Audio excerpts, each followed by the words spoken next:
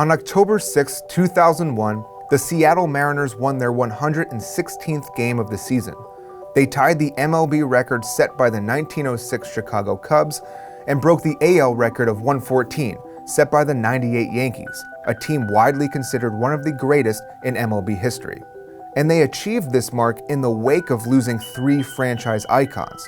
At the 1998 trade deadline, in the midst of a down year, Seattle traded Cy Young Award winner Randy Johnson to the Astros. In return, the Mariners received 3 important pieces to that 2001 team: shortstop Carlos Guillen, as well as pitchers John Halama and Freddie Garcia, the latter of which would make the 2001 All-Star team. After the 1999 season, Pat Gillick was hired as GM and given the duty of handling the future of Ken Griffey Jr. and Alex Rodriguez, both of whom were on expiring contracts entering 2000. Griffey was flipped to his hometown Cincinnati Reds before the start of the season. The returning package included center fielder Mike Cameron, who would go on to be an All-Star and Gold Glove winner in 2001. A-Rod played the year out, a season in which he helped his team battle the Yankees in the ALCS, but they fell short and he walked in free agency. But as one star walked out, another walked in. Japanese phenom Ichiro Suzuki was headed for the States. In Ichiro's 2001 rookie season, he became the first player in Major League Baseball history to win MVP, Rookie of the Year, Silver Slugger, a Gold Glove, and start in the All-Star Game. An All-Star Game hosted by the city of Seattle, and he appeared alongside 7 other Mariners.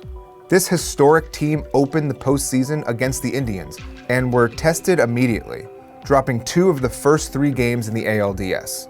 But Freddie Garcia bounced back from a Game 1 loss and, aided by a 3-run 7th inning, forced a Game 5, a game in which Mark McLemore hit a 2-run single in the 2nd inning to gain a lead the Mariners would never relinquish.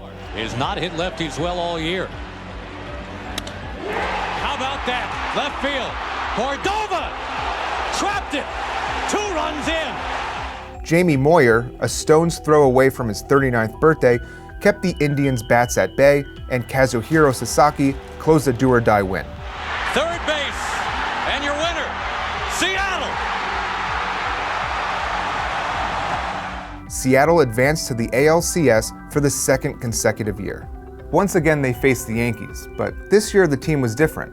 And without spoiling anything, I think everything's going to work out.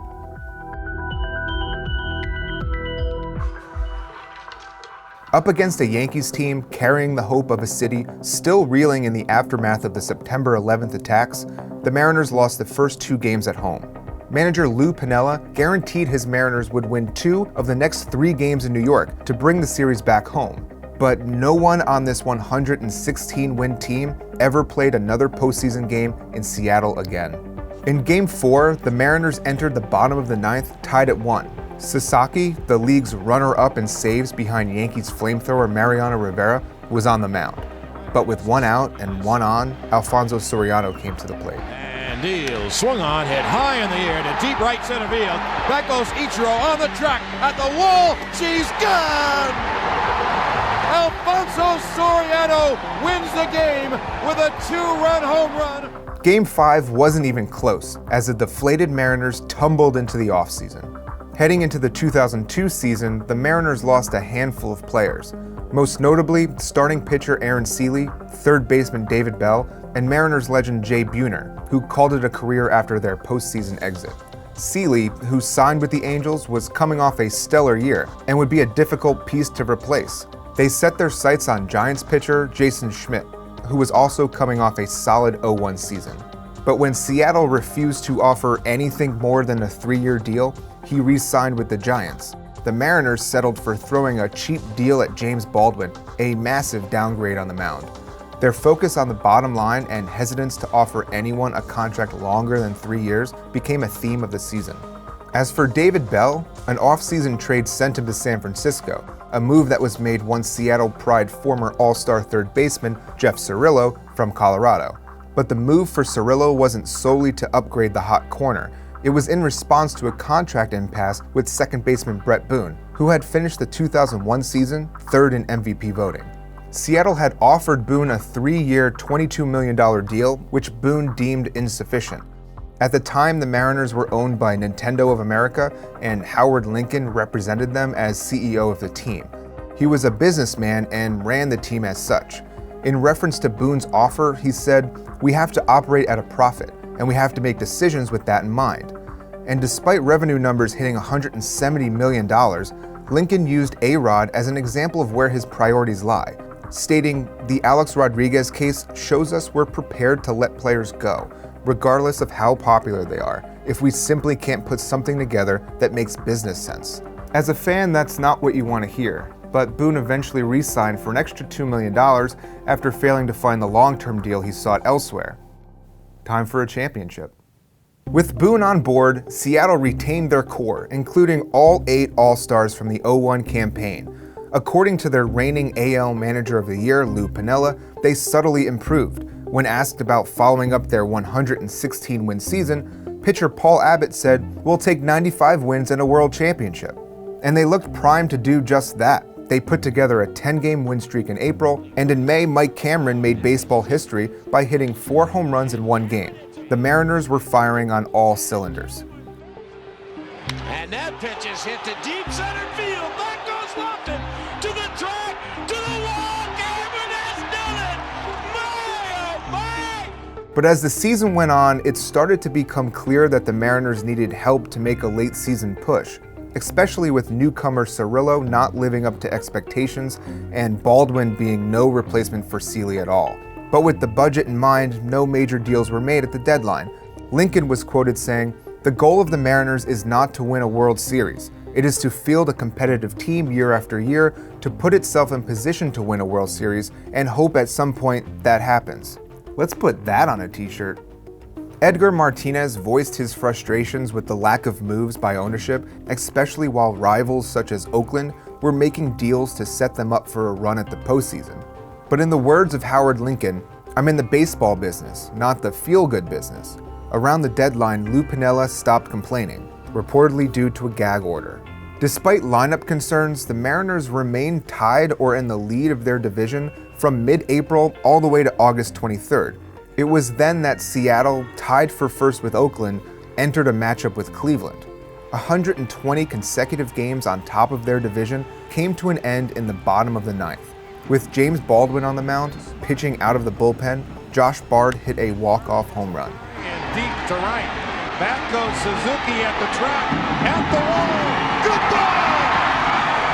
Josh Bard with a walk-off home run. It was Bard's MLB debut, one the Mariners wouldn't forget because they never got back on top.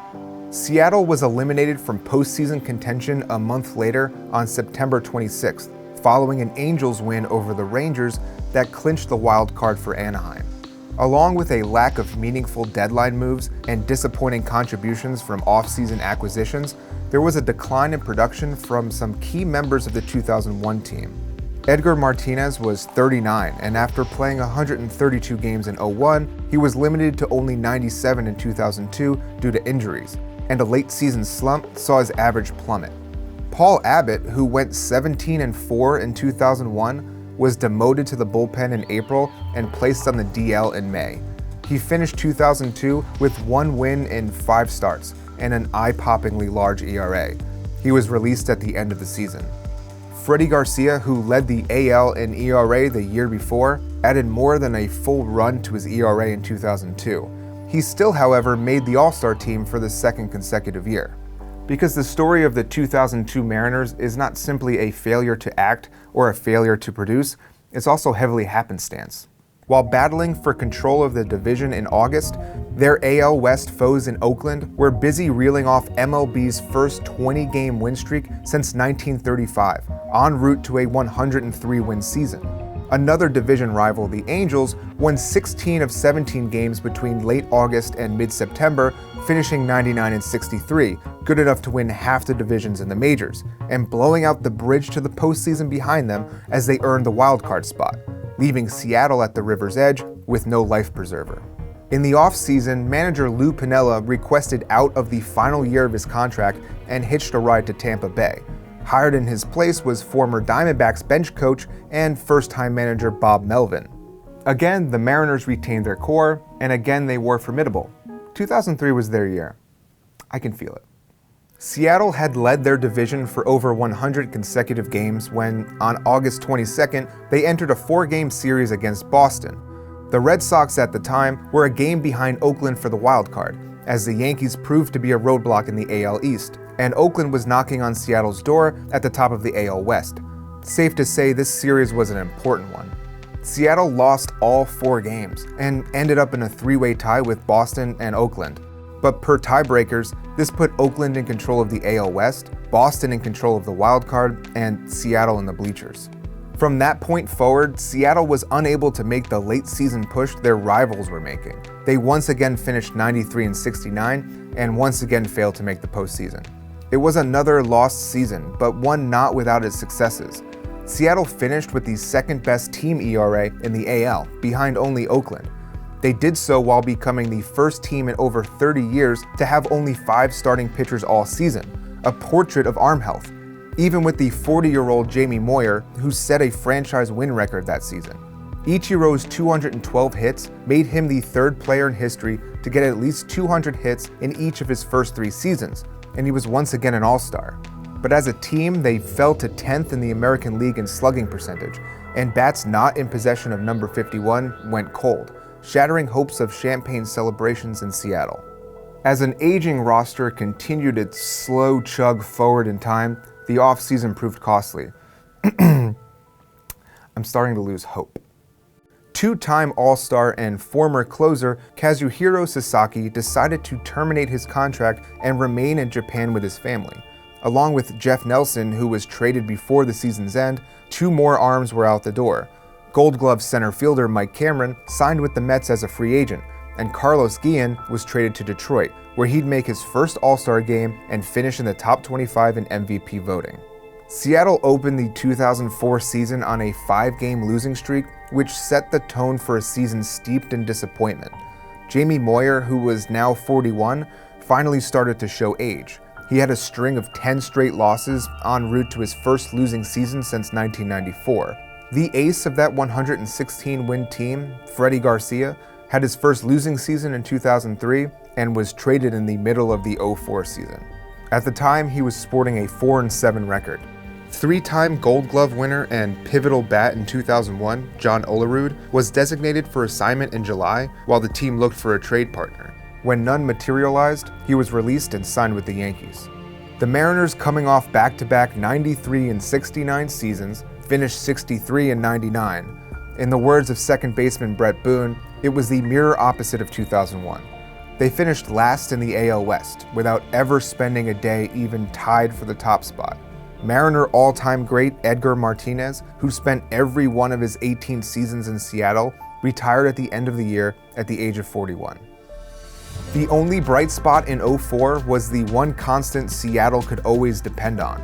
On October 1st, Ichiro broke George Sisler's 84-year-old hit record with his 258th hit of the season.